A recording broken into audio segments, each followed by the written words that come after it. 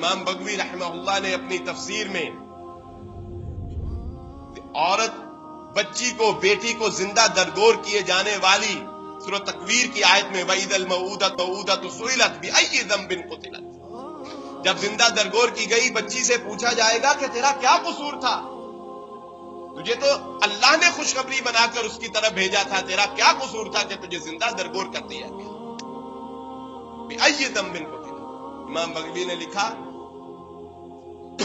عرب کے حالات،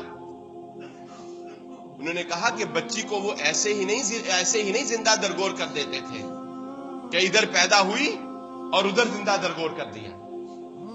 ایسے سنگ دل پتھر دل انسان ہوتے تھے کہ بیٹی پیدا ہوئی،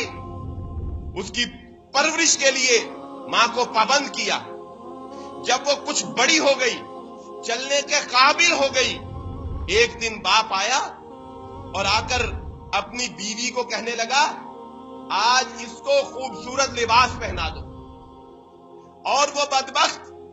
آنے سے پہلے اس کے لیے جنگل میں گڑھا کھود آیا تھا اور اپنی بیوی کو کہتا ہے اس کو خوبصورت لباس پہنا دو۔ وہ اس کے بال بناتی، وہ اس کو سنوارتی سجاتی، اور باپ کی انگلی پکڑ کر بیٹی باپ کے ساتھ ساتھ جاتی، اور یہ الفاظ صرف سننے کی حد تک ہیں، یہ منظر دلوں کو چیر کے رکھ دے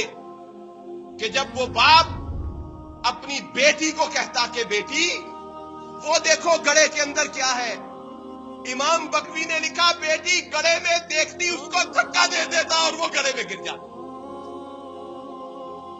وہ گڑھے میں گرتی، اور ہم تو مردے کو دفنانا بھی ہو تو اس کے اوپر